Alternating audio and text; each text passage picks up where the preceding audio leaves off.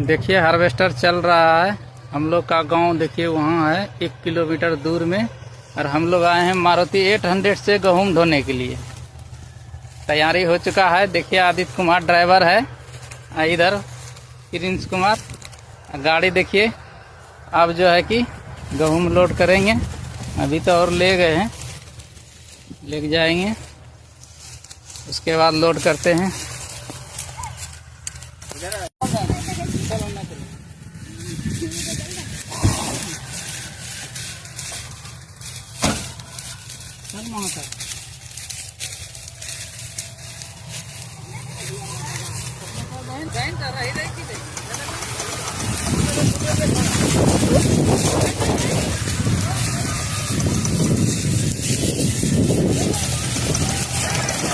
Mira,